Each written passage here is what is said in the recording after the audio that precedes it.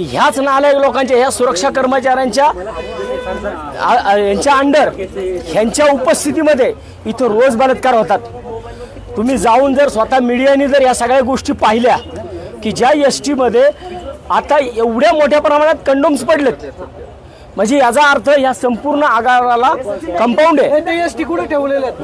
मागच्या बाजूला आहेत ठिकाणी, त्याच्यामध्ये आता जाऊन शेकडोनी कंडोम्स पडलेले आहेत। आम्ही आता तिथं जाऊन आलोय। म्हणजे याचा अर्थ हा एक प्रकार इथं घडला, इथं रोज होतोय आणि ह्याच्यामध्ये ह्या लोकांचा हात आहे, ह्या कर्मचाऱ्यांचे हात आहेत त्याच्यामध्ये। हे सुरक्षा कर्मचारी काय करतात इथं बसून? काय फक्त ही लोक इथं केबिन उभवायला आहेत काही लोक? काही वेळापूर्वी नीलम गोरे यांनी सुद्धा याची पाहणी केलेली आहे, पण या परिसराची त्यांनी पाहणी केली नाही, बाहेरची पाहणी केलेली आहे। मला तुम्ही आत्ताच तुम्ही बघा गाडी कुठे आहे? गाडी इथं समोर होती आत्ता, म्हणजे ज्या टायमाला बलात्कार घडला त्या टायमाला गाडी सुरक्षा केबिनच्या समोर होती। जर या सुरक्षा केबिन मधले कर्मचारी जर त्यावेळेस जागेवरती असते केले, आता आतमध्ये जाऊन देत नाहीत, त्या गाडीमध्ये कोणाला जाऊन देत नाही, परंतु ती गाडी इथं समोर होती ना। जर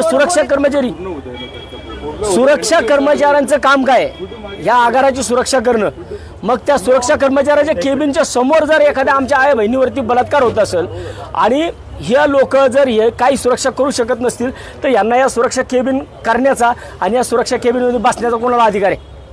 यांना इथं बसण्याचा अधिकार नाही। मी एक विषय नाही, आत्ताचा विषय हा झालेला गंभीर आहे, परंतु तुम्ही जर पलीकडच्या बाजूला गेलात आणि पलीकडच्या बाजूला जाऊन तुम्ही बघा, त्या 4 शिवशाहीच्या गाड्या दाखवा, ज्या शिवशाहीच्या गाड्यांमध्ये अक्षरशः बेडशीट, रग, महिला भगिनींच्या साड्या दाखवू शकता सगळ्यांना 100%। चला